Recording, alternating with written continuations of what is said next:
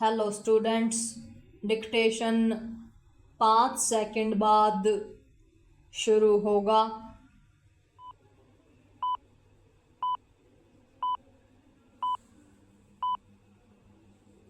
Start. इससे संतुष्ट नहीं हुआ जा सकता कि अपने सरकारी आवास में अधजले नोट मिलने के कारण इलाहाबाद हाई कोर्ट भेजे गए जस्टिस यशवंत वर्मा के खिलाफ महाभियोग प्रक्रिया आगे बढ़ती हुई दिख रही है। लोकसभा अध्यक्ष ने पर्याप्त संख्या में सांसदों के हस्ताक्षर वाले महाभियोग प्रस्ताव को स्वीकार करने के साथ ही यशवंत वर्मा पर लगे गंभीर आरोपों की जांच के लिए जो समिति गठित की, उसमें सुप्रीम कोर्ट के जज के साथ मद्रास हाई कोर्ट के मुख्य न्यायाधीश भी हैं। जब यह समिति अपनी रिपोर्ट देगी तब संसद में महाभियोग प्रस्ताव पर चर्चा की नौबत आएगी। माना जाता है कि ऐसा शीतकालीन सत्र में हो सकता है।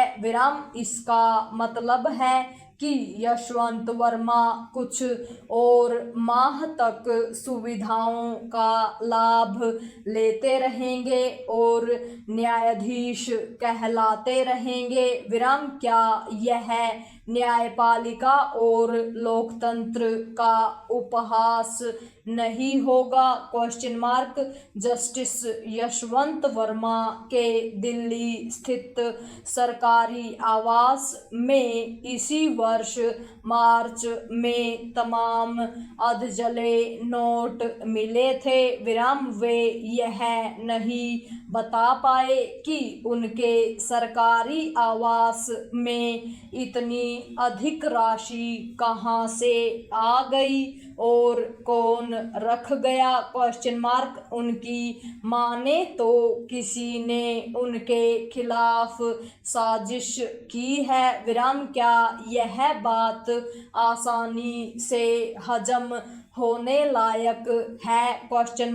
आखिर हाई कोर्ट के जज के सरकारी आवास में कौन बड़ी संख्या में नोट रख सकता है? यह बिल्कुल भी ठीक नहीं कि प्रथम दृष्टया गंभीर किस्म के भ्रष्टाचार के दोषी नजर आ रहे जस्टिस यशवंत वर्मा त्यागपत्र देने के बजाय महाभियोग प्रक्रिया का सामना करने की जिद ठाने हुए दिख रहे हैं। इससे तो भारतीय न्यायपालिका की प्रतिष्ठा पर चोट ही पहुंच रही है।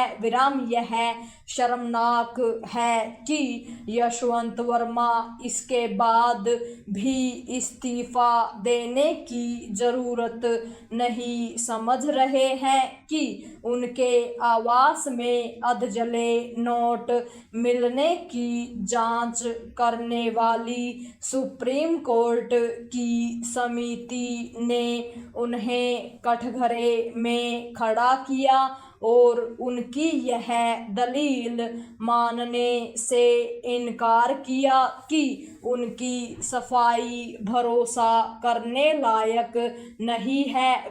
इसकी भी अनदेखी नहीं की जा सकती कि स्वयं सुप्रीम कोर्ट ने उनकी वह याचिका खारिज कर दी जिसमें उन्होंने अपने खिलाफ सुप्रीम कोर्ट की आंतरिक जांच समिति की रिपोर्ट को चुनौती दी थी विराम। कायदे से इस याचिका के खारिज होते ही उन्हें इस्तीफा दे देना चाहिए था, लेकिन ऐसा लगता है कि वे महाभियोग की प्रक्रिया का सामना करते हुए अपने बचाव के जतन करेंगे विराम। शायद इसलिए करेंगे कि अभी तक उच्चतर न्यायपालिका के किसी भी जज के खिलाफ महाभियोग प्रस्ताव पारित नहीं हो सका है विराम। निसंदेह है इसका यह मतलब नहीं कि उच्चतर न्यायपालिका में कहीं कोई भ्रष्टाचार नहीं है विराम। सच्चाई इसके विपरीत है विराम। अच्छा यह होगा कि भ्रष्टाचार के गंभीर आरोपों से घिरे न्यायाधीशों से मुक्ति पाने की कोई आसान व्यवस्था बनाई जाए। पूर्ण विराम।